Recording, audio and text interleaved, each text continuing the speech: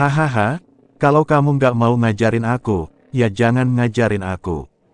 Aku mau main sama dua cewek cantik itu. Humazi memutar matanya, lalu berbalik dan pergi. Zhao Yu tahu bahwa Mo Qingyun telah ditemukan.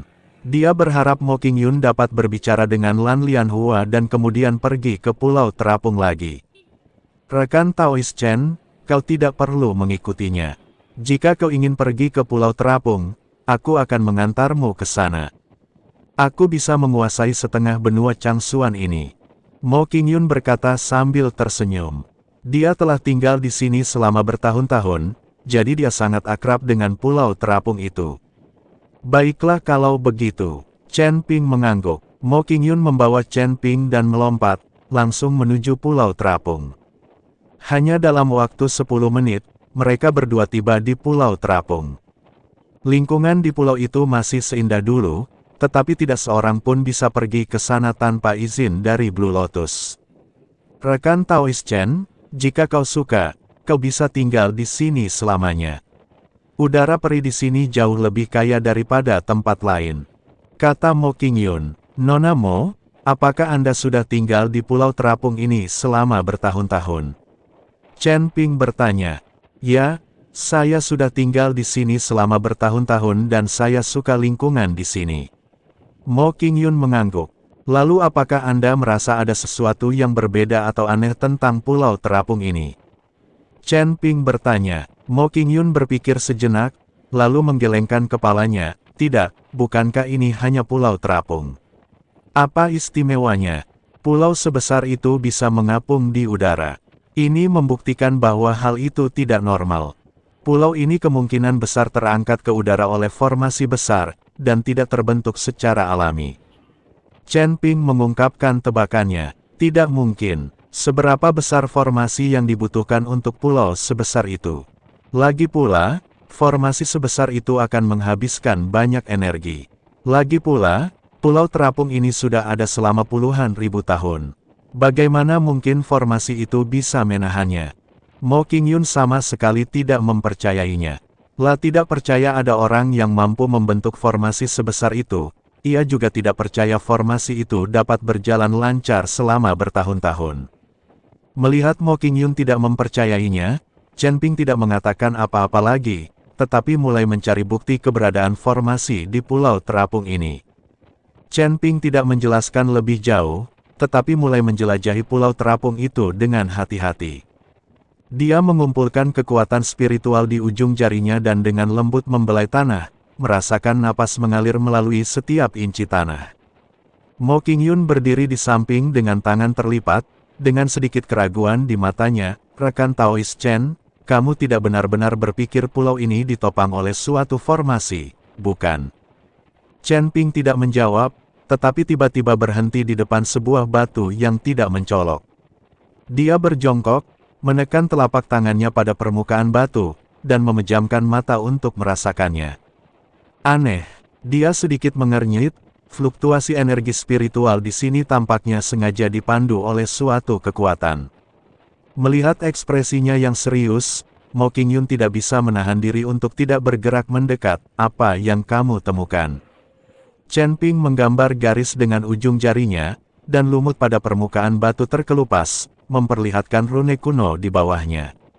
Rune itu redup, tetapi samar-samar mengungkapkan rasa perubahan.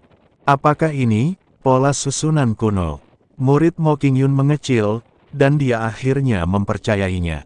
Bukan hanya ini saja, Chen Ping berdiri dan melihat sekeliling. Kekuatan spiritual seluruh urat bumi di pulau ini dipandu oleh rune ini, membentuk formasi pendukung yang besar. Mo Qingyun terkejut, tapi formasi ini telah berjalan selama bertahun-tahun. Dari mana energinya berasal? Chen Ping tidak menjawab, tetapi berjalan menuju pusat pulau ke arah yang ditunjukkan oleh rune. Melihat ini, Mo Qingyun buru-buru mengikutinya. Keduanya sampai di sebuah danau jernih di tengah pulau. Airnya begitu jernih sehingga Anda bisa melihat dasarnya, tetapi airnya begitu dalam sehingga Anda tidak bisa melihat dasarnya. Pusat formasi itu seharusnya berada di dasar danau. Chen Ping berkata dengan suara yang dalam. Kamu mau turun? Mo Qingyun ragu-ragu. Danau ini tampak damai, tapi siapa yang tahu apa yang ada di bawahnya?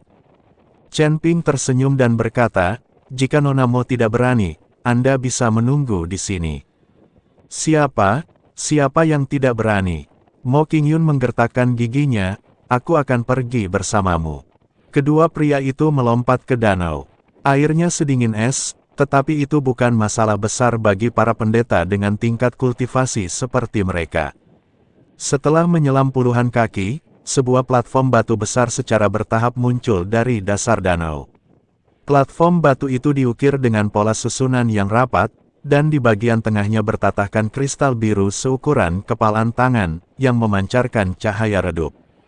Ini adalah kristal surgawi. Mo Qingyun berseru, itu adalah benda ajaib legendaris yang dapat mendukung kekuatan langit dan bumi.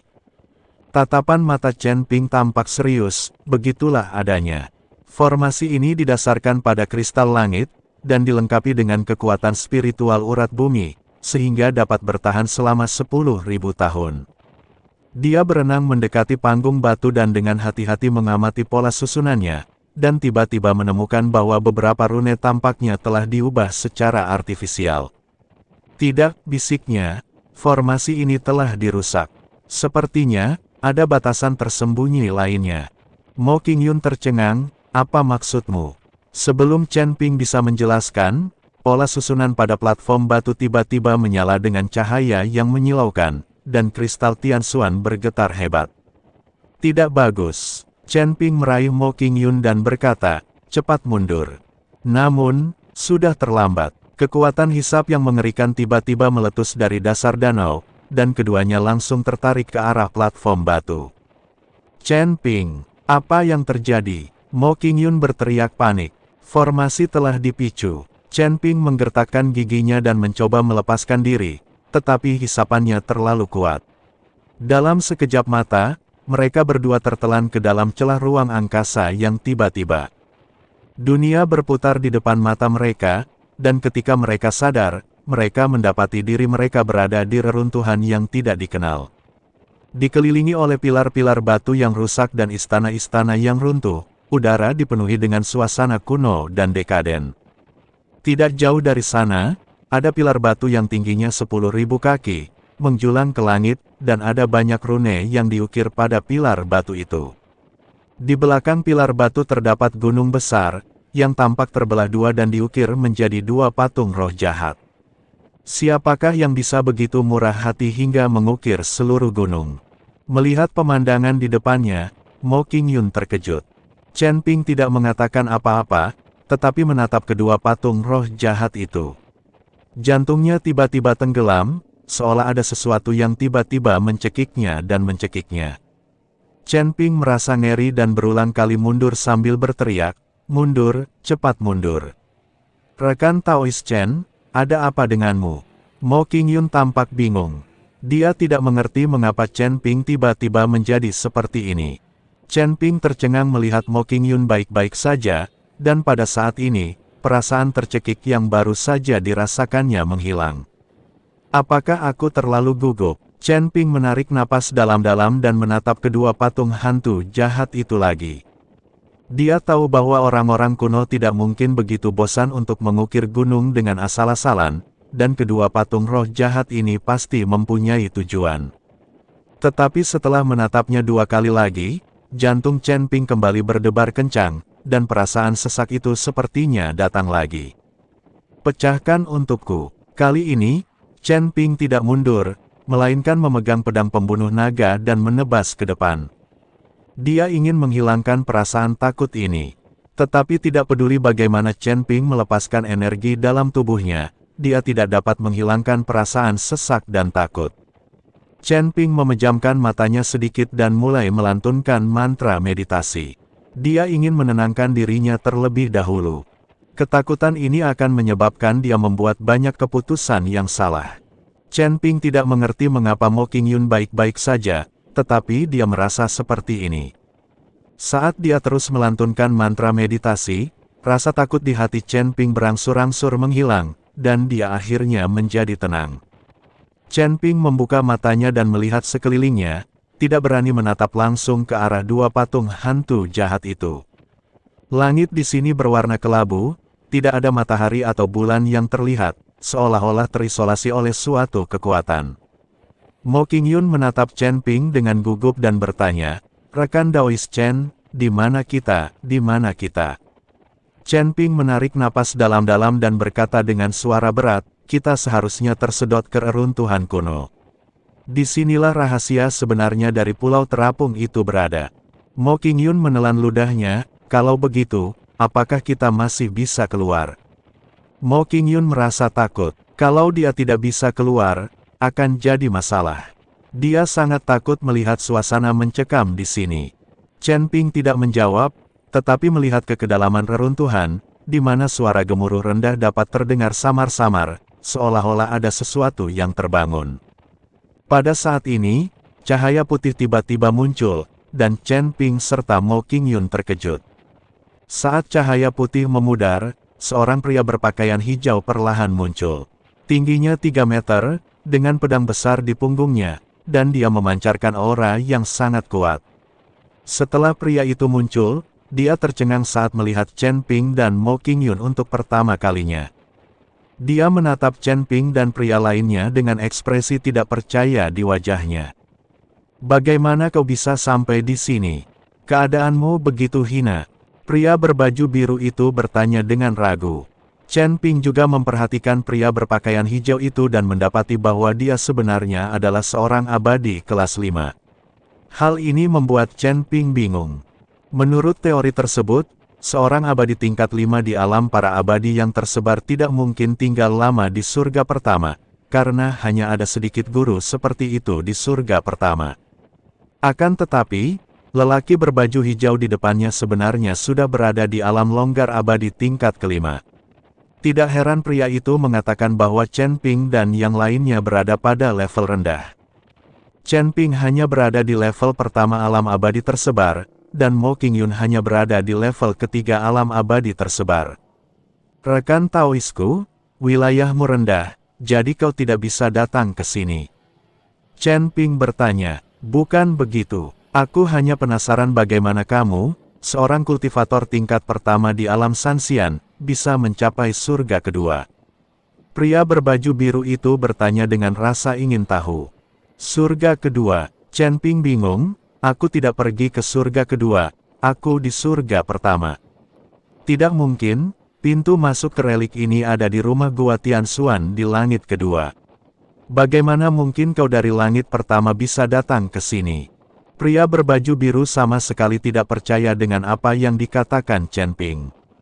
Chen Ping tidak dapat memahami apa yang sedang terjadi. Tepat saat dia hendak menjelaskannya, dia melihat kekosongan di depannya bergetar. "Saya melihat seorang pria berpakaian putih muncul dari udara." Pria berpakaian putih itu memegang kipas lipat, memancarkan aura kuat yang menyebabkan kekosongan di sekitarnya bergetar.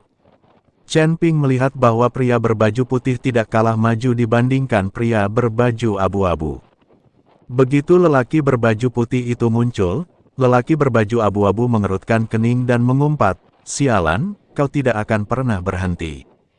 Setelah berkata demikian, lelaki berpakaian abu-abu itu mencabut pisau besar dari punggungnya dan menebas langsung ke arah lelaki berpakaian putih itu. Pedang ini langsung memotong cahaya bilah pedang sepanjang 1000 kaki, dan gelombang kejut yang mengerikan terus-menerus menghantam kekosongan di sekitarnya. Melihat ini, Chen Ping menarik tangan Mo Qingyun dan terus mundur untuk menghindari terkena gelombang kejut. Meskipun Chen Ping tidak mengerti mengapa kedua pria itu mulai berkelahi begitu mereka bertemu. Tetapi Chen Ping tidak ada hubungannya dengan mereka, jadi dia tidak ingin terpengaruh oleh mereka. Tangan Mo Qingyun berwarna putih, lembut, dan halus seolah tak bertulang, dan dipegang oleh Chen Ping. Chen Ping tidak bereaksi, tetapi Mo Qingyun menatap Chen Ping dan wajahnya memerah. Itulah pertama kalinya dia dipegang tangannya oleh seorang pria. Dan dia adalah pria yang saya sukai di hati saya. Chen Ping sama sekali tidak memperhatikan reaksi Mo Qingyun. Memegang pedang pembunuh naga, dia melepaskan niat pedang untuk menghalangi gelombang kejut. Mo Qingyun berdiri di belakang Chen Ping, memperhatikan Chen Ping berusaha sekuat tenaga membantunya menghalangi gelombang kejut. Pada saat ini, sosok Chen Ping menjadi lebih tinggi di mata Mo Qingyun. Mo Qingyun tanpa sadar menyandarkan kepalanya di bahu Chen Ping. Chen Ping merasakan sesuatu yang aneh, tetapi dia hanya melihat dan tidak mengatakan apa-apa. Lagi pula, dua pria di depannya sedang bertarung dengan sengit, dan kekosongan di sekitar mereka tampaknya akan runtuh. Chen Ping harus berusaha sekuat tenaga untuk menghalangi gelombang kejut yang dilepaskan oleh kedua pria itu. Jika tidak, meskipun mereka berdua akan baik-baik saja dalam bertarung, dia dan Mo Qingyun akan berada dalam masalah.